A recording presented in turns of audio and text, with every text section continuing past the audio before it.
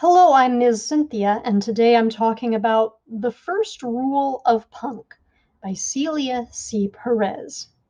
The protagonist, Malú, is thoroughly likable.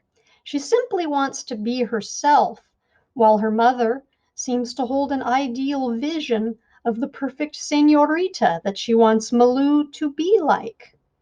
I could thoroughly relate, as I'm sure many young readers could.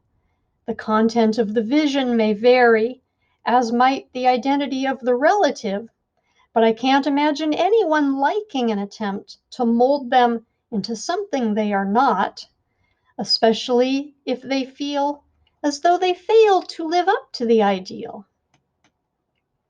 One thing I found very enjoyable in this book were the interspersed zines, pages of collage art that add dimension to Malú's narrative. Here are a couple of images from the book. Wikipedia defines a zine as a small circulation, self-published work of original or appropriated texts and images, usually reproduced via photocopier.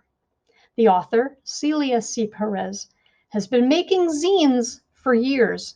In her author bio, she states that her favorite zine supplies are glue sticks, animal clip art, to which she likes adding speech bubbles, and watercolor pencils.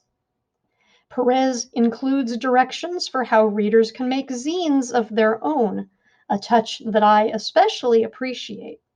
I love exploring new forms of self-expression through art, and am delighted to think that readers of this book might be inspired to new forms of creativity. The first rule of punk was recognized as an honor book in 2018 for the Pura Belpré Author Award, which honors a work that best portrays, affirms, and celebrates the Latino cultural experience in an outstanding work of literature for children and youth. My school community has access to a preview for observance of first chapter Friday.